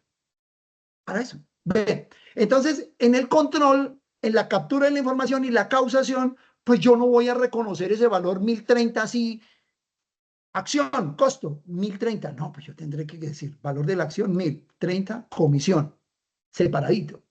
Entonces, pues me va a quedar fácil hacer la medición posterior. ¿Correcto? Esa es una pendejada que yo digo porque ustedes, yo sé que trabajan la contabilidad con todos esos desgloses que nosotros debemos hacer. La contabilidad se complejiza en el momento cuando yo hago eso, que llevo esos 1.030 y después digo, pues madre, yo esa acción la compré, pero es que yo en la realidad yo no compré esa acción en 1.030, esos 30 ¿de qué serán? Ah, pues entré a la contabilidad y mire esos 30 pesitos de que era, comisión. Y si trabajo al control del detalle, iría el IVA adicional y lo llevo como mayor valor. Y en las notas a los estados financieros, pues yo explicaré ese hecho, de acuerdo con la norma internacional. Porque las notas a los estados financieros no son de acuerdo con el estatuto tributario, son de acuerdo con el marco conceptual de las normas internacionales. Porque estoy haciendo es contabilidad financiera, porque no existe contabilidad tributaria. Y ni ha existido. Que alguna vez la metimos a la fuerza en el ordenamiento práctico colombiano, sí, pero no ha existido contabilidad financiera. Perdón, contabilidad tributaria. No existe. Existe una conciliación y siempre lo ha existido. Pasa que nosotros no hacíamos contabilidad financiera y por eso hoy se habla de contabilidad financiera. Entonces, como que, pues madre, eso nos genera problemas. Como dijo Pedro el Escamoso, poseemos problemas cuando nos hablan porque venimos acostumbrados a otros procesos. Entonces, en la medición posterior, ahora la medición posterior de las que no se cotizan en bolsa, ¿Qué dice la norma internacional? ¿Al costo amortizado? No. La norma internacional dice que esas acciones se miden al costo, ojo acá, menos el deterioro. Costo menos el deterioro. ¿Qué quiere decir costo menos deterioro? Que aquí yo no puedo reconocer ningún mayor valor de esa acción. No me lo permite. No, venga, profe, es que yo compré las acciones y la empresa que me las vendió me dijo que ya no las vende a 1.000, las está vendiendo a 1.200. Por lo tanto, los 200 pesos son una valorización. Y a mí me enseñaron que yo debo reconocer esa valorización. No, señor, no lo permite. Porque el criterio de reconocimiento es costo menos deterioro. Ahí no dice costo más valorización menos deterioro. No, señor. Por favor, silencien los micrófonos. Gracias. Entonces, costo menos deterioro es que si la acción deterioró por algún aspecto de imagen corporativa de la empresa, porque ¿por qué deterioran las acciones de una empresa que no cotiza en bolsa? Porque la empresa está perdiendo valor en el mercado, la imagen corporativa. Tengan la bondad, queridos amigos, y silencien. Si me están escuchando, silencien. Hay una persona que está con el micrófono abierto. Por favor, silencio. ¿Vale? Gracias. Espérame, porque me preocupa eso. Me preocupa. Voy a dejar de compartir y voy a silenciar porque pues sí fastidia un tricito, ¿vale? Nubia García, tenga la bondad y colabóreme con eso. No me vuelva a activar el micrófono, por favor. Tenga la gentileza. Muchas gracias. Bien, continuemos. Entonces, en ese orden de ideas y de acuerdo a la norma internacional, no me permite reconocer como mayor valor algún efecto contrario al permitido por la norma internacional. Y el efecto contrario es una valorización. Entonces, en ese caso, si la acción deterioró, yo tengo que aplicar de alguna manera otra sección de la norma internacional para calcular el deterioro o analizar el deterioro. O sea, tengo que demostrar financieramente que sí se deterioró la acción. Y eso es un problema, queridos estudiantes, queridos compañeros, porque aquí hay estudiantes, queridos colegas, queridos profesores que están aquí también involucrados en este pequeño escenario.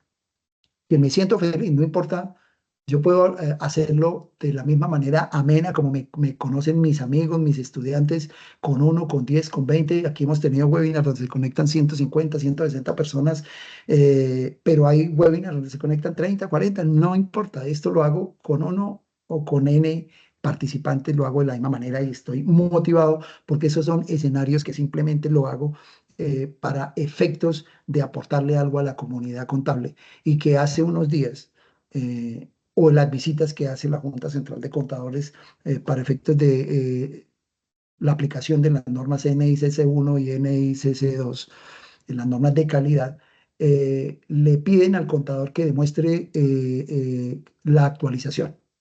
Y están aceptando, o por lo menos lo ven de buena manera, el participar en este tipo de escenarios. Entonces le sugirieron a muchos contadores que ya me han dicho lo mismo, le sugirieron que tomaran pantallazos o simplemente tuvieran la evidencia de que han participado en este tipo de grupos de estudio. Entonces muchas veces nosotros, lo que no cuesta a veces no, como que no lo valoramos, pero llegará un momento en que pues estos escenarios tocará cobrarlos. Desde luego es normal que toca monetizar porque pues al contratar a otras personas tendremos que pagar algún honorario y pues desde luego pues esto es para ofrecerle también de alguna manera una solución. Esa es una herramienta de soluciones. Bien, entonces, en ese caso calcular el deterioro es complejo. En ese sentido, tiene que ser demostrado y de pronto certificado. ¿Quién me podría certificar el deterioro? El mismo broker o el mismo comisionista de valores que me vendió esas acciones, el intermediario, el intermediario de ese mercado. Podría certificarme de que ya esa acción definitivamente no se vende a 1.000, sino se vende a 900. Deterioró el 10%. Ese deterioro lo tengo en cuenta dentro de la medición posterior, pero pasa lo mismo que a las anteriores. ese efecto de esa deducción no es tenido en cuenta para la preparación del impuesto de renta y complementarios como deducción, ¿correcto? Porque es una pérdida no realizada. En la realidad es una pérdida no realizada, que son conceptos muy, muy tributarios. Bien, bien.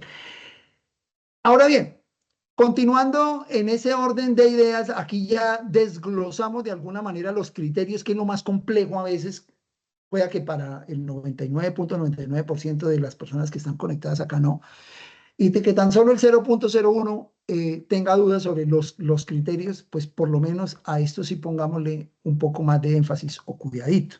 Es que si yo conozco bien todos estos criterios de reconocimiento y medición, primero puedo ejercer mi revisoría fiscal de manera adecuada. Recordemos que una de tantas funciones del revisor fiscal es el aseguramiento de la información. Y dentro del aseguramiento de la información está lo que se llaman las famosas auditorías de cumplimiento, es decir, que en la preparación de la información financiera se cumplan con esos marcos técnicos normativos contables y que han sido extraídos al manual de políticas contables, porque el manual de políticas contables no es la norma internacional, es un resumen de lo que yo quiero manejar. Algún elemento de los estados financieros, pues lo simplifico y lo dejo en el manual de políticas contables.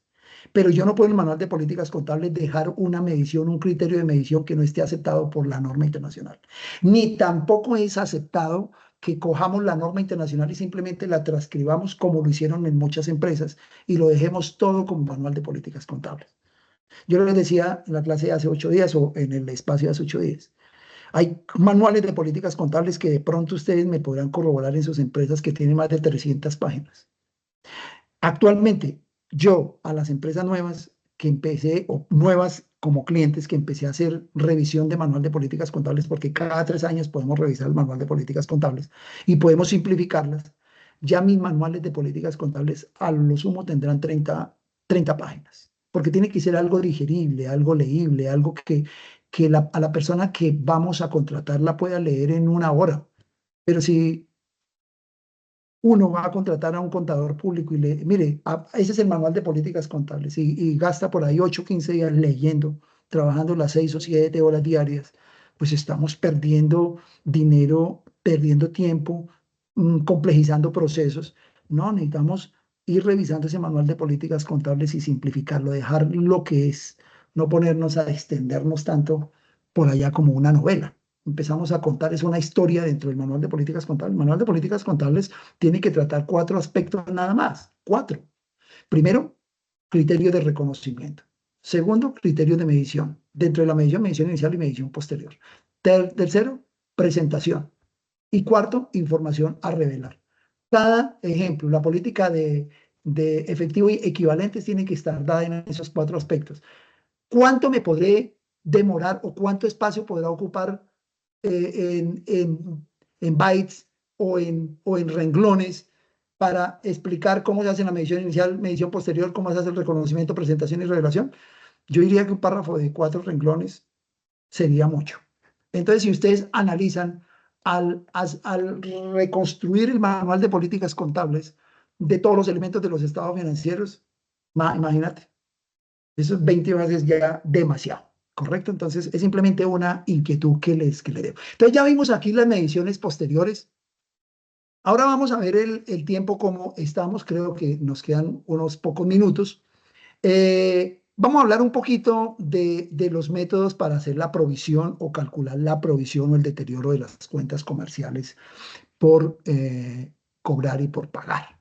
Bien, es decir, lo que comúnmente llaman ustedes clientes y proveedores, que para efectos del reconocimiento o de la captura de la información podemos seguir manejando esos nombres, pero para efectos de presentación de los estados financieros tengan mucho cuidado porque incluso para algunas entidades de control genera una inconsistencia con ese nombre de cuentas porque eso no está dentro de la taxonomía de XBRL. Recordemos que toda la información ahora viaja es bajo ese metalenguaje, ¿vale? Entonces ya no va el código como hace muchos años. Yo alcancé a ser contador y ser auxiliar cuando se reportaba información por allá 2002, 2003 a algunas entidades y había que reportar, era con códigos. y si el código iba mal, pues se generaba una devolución de esa información, pero ahora ya no hay problema, porque en la misma plataforma capturamos y ya está parametrizado todo y simplemente reportamos son los valores, pero esa información viaja ya en unos códigos de barras, que es comúnmente como yo lo describo, como cuando va uno al supermercado y ponen el lector, ya casi ningún producto tiene el precio, sino tiene un código de barras, lo pone a un lector de código de barras y ese lector le da el precio y las descripción del producto. Más o menos así funciona el XBRL, ¿correcto? Bien, entonces existe el análisis del deterioro y la medición de la provisión para efectos de las cuentas comerciales por cobrar. Bien, entonces eso también ha sufrido cambios, queridos amigos. La sección 11 de las NIF para las pymes, vigente, actual, que son las del 2015 y que muchas empresas están aplicando las del 2009 porque no han revisado las políticas cuando hubo el cambio de la segunda versión de las NIF y simplemente eso lo dejamos tal como está. Sí hubo cambios de la versión 2015 con respecto a la del 2009. Entonces, muchas empresas están aplicando las del 2009. Entonces, en el 2009 prácticamente inició que las provisiones del deterioro pues estaban prohibidas. Es decir, las provisiones de activos estaban cerradas porque la sección 11 de esa época, que desde luego ha cambiado, que pueda que haya cambiado en la parte conceptual, pueda que haya cambiado en terminología, y muchas cambiaron de fondo. Entonces la sección 11 me hablaba que yo haría la provisión hasta el momento en cuando ya se dieron los hechos, es decir, cuando se deterioró, es decir, cuando el cliente no me pagó, cuando esa platica se perdió. Dicho de otra manera, vendí en una fecha a crédito, me quedaron de pagar en 6 meses, 3 meses, fue el acuerdo que yo hice con el cliente. Y ese cliente, como pasaron los días, pasaron las noches, pasaron tantos tiempos y ese señor se olvidó de mí, como se olvidan todos las personas que de alguna manera toman prestado de otras. Entonces resulta que ese señor se olvidó y pasó el tiempo y ya pasaron los 30 días, los 90 días, los 120 días. Pues yo qué hago? Esa es la pregunta. Pues acá analice y mira el deterioro. Ese tipo de deterioro cuando ya en la realidad se ha dado, ese tipo de deterioro se llama pérdidas incurridas. Es decir, el método de las pérdidas incurridas. Y esas pérdidas incurridas lo incorporó las normas para pymes, que aún las tiene las normas para pymes. Pérdidas incurridas es que yo puedo medir el deterioro solamente hasta cuando esa plática se me perdió. Dicho así, de una manera coloquial. ¿Qué pasa ahora con el modelo para las empresas que aplican las normas full? Las empresas que aplican las normas full, que en ese caso está la NIF 9, incorporó un nuevo método de análisis de la provisión. Recordemos que para efectos tributarios es distinto a la provisión para efectos financieros. Para efectos tributarios está el método general y el método individual. Ustedes son supremamente expertos en eso, ¿correcto? Método individual es que se cogen las facturas de manera individual, las que tengan algún vencimiento y tienen un porcentaje, o las otras también tienen un porcentaje si es hasta 3 meses, 6 meses, 12 meses. Y las otras también tienen un porcentaje de deterioro del 33%. Bueno, eso ya lo manejan ustedes para efectos tributarios. Ese tipo de provisiones para efectos tributarios tampoco lo comprendimos en algún momento. Las provisiones, ¿qué es? Una estimación contable. Y la estimación, a pesar de que se reconoce como un gasto, no da origen a una deducción. Y si lo llevaron como deducción ustedes en el pasado, pues muy de malas por la DIAN porque no se dio cuenta. O muy de buenas ustedes que no se le dieron cuenta. Entonces, ese método de la provisión es como cuando uno vende y de inmediatamente sabe que la persona no le va a pagar y yo provisiono hoy. Eso se llama método de pérdidas esperadas. Método de pérdidas esperadas. Es decir, que esto ha sufrido un cambio. Ese pérdidas esperadas se manejaba, escúchame, se manejaba tributariamente en el pasado y se maneja tributariamente hoy.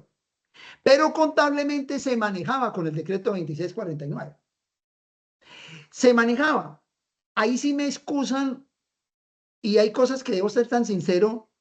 Yo no he leído en el decreto 2649, no sé si ustedes lo hayan leído, contadores de vieja data, que en el decreto 2649 hablaba de reconocer la provisión hoy pensando en que el cliente no me iba a pagar o que se iba a deteriorar en algún valor o a perder un porcentaje de esa factura.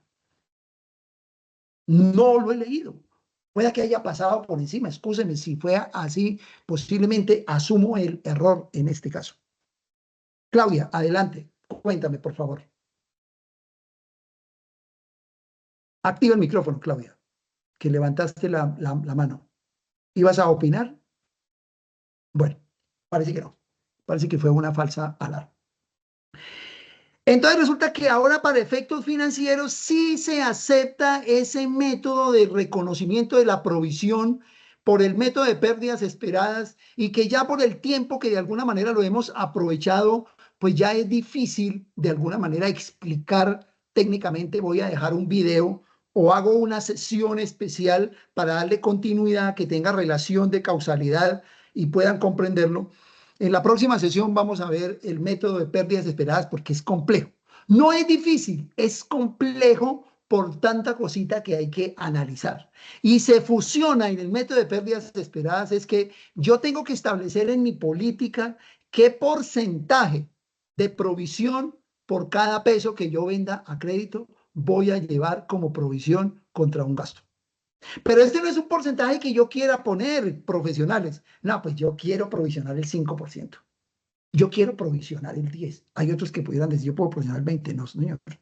Yo tengo que hacer un análisis de toda la gestión que se le ha hecho a la cartera en el pasado y aplicar el método de pérdidas incurridas para analizar históricamente mi cartera, cómo ha sido el comportamiento histórico de mi cartera para llegar a establecer unos ratios, unos parámetros para aplicarlos de aquí en adelante por el método de pérdidas esperadas. Ejemplo, a ver qué horas son.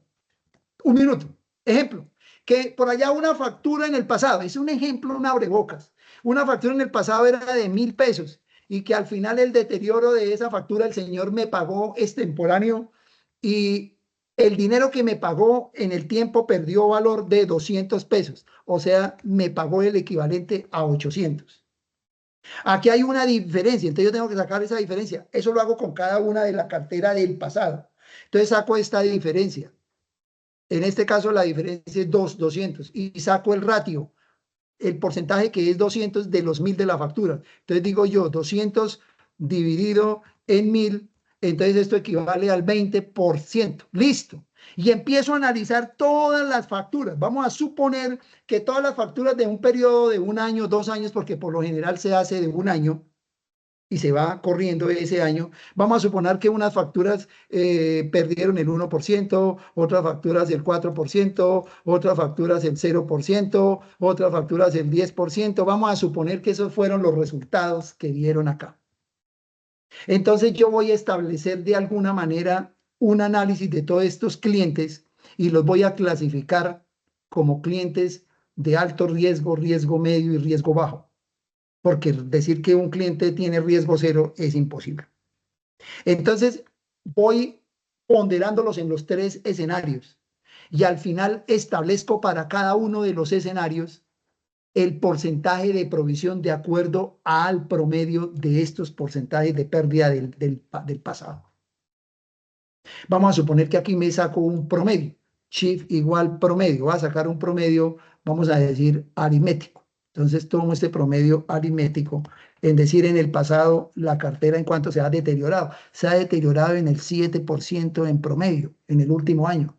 Con base en este 7% establezco 3 escenarios para analizar mis clientes uno a uno. Por eso este ejercicio es bastante complejo, no es difícil, porque las empresas del grupo 1 por lo general tienen que estar aplicando ya la NIF 9 y este tema del método de pérdidas esperadas es de obligatorio cumplimiento, dejarlo como política contable. Esto no se aplica para las pymes. Las pymes todavía siguen con el método de pérdidas incurridas. Entonces, con esto, queridos colegas, vamos a una breve sesión de preguntas-respuestas por si de pronto hay alguien que quiera aportarle a este espacio y que de alguna manera estoy presto a responder. No sin antes darle las gracias de alguna manera por estar en este escenario y que se hace con mucho gusto, como la canción de Diomedes Díaz, con mucho gusto.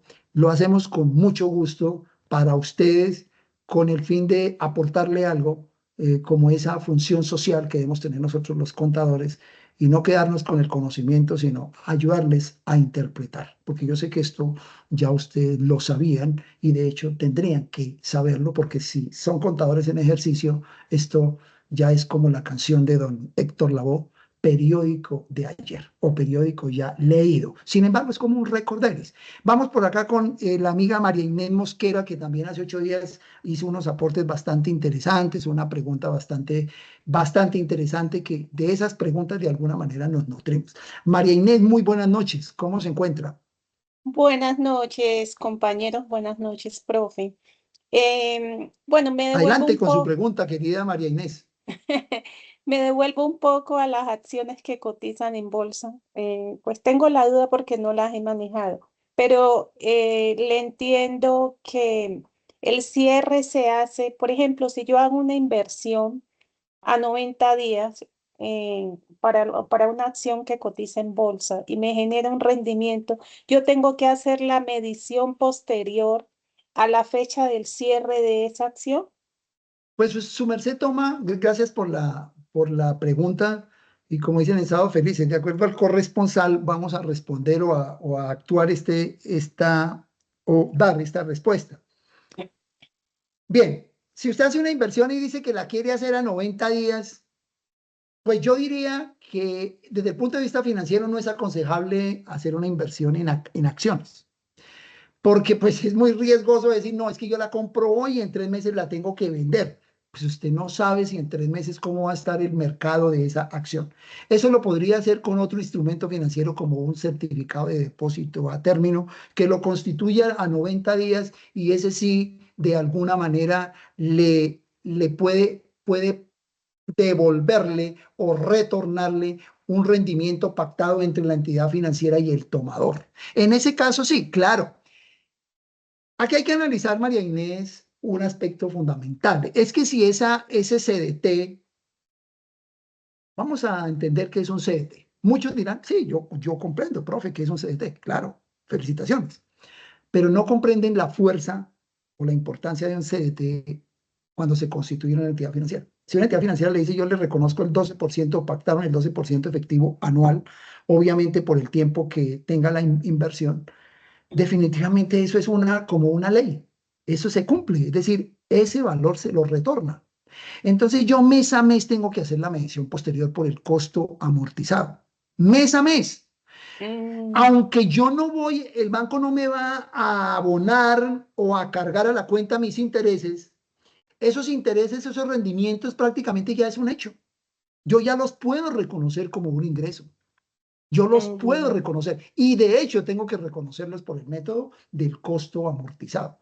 Dentro de 8 días, María Inés, la invito a que se conecte y vamos a hacer una primera parte, un ejercicio del costo amortizado, netamente en el Excel, cómo hacer una tabla de amortización por el método del costo amortizado. Y vamos a hacer una medición de un instrumento financiero pasivo, para entenderlo, y vamos a analizar el método de pérdidas esperadas de la NIF 9 y montamos un supuesto de una empresa. Entonces, la respuesta, María Inés, es que sí se tiene que, en ese caso del CDT, hacer la medición cada mes. Ok, gracias. En las acciones va a ser difícil, porque, porque uno no compra para perder. Primero que todo, eso no lo permite la norma internacional. La norma internacional dice que todo hecho debe de generar un bajo costo o esfuerzo. o no generar un costo de esfuerzo desproporcionado. Y yo no puedo poner una fecha que yo compré unas acciones de Ecopetrol y las tengo que vender en 90 días. Imagínense que yo las compré en 2.900 pesos y se llegó los 90 días porque yo tengo que venderla en 90 días y están en 1.000 pesos.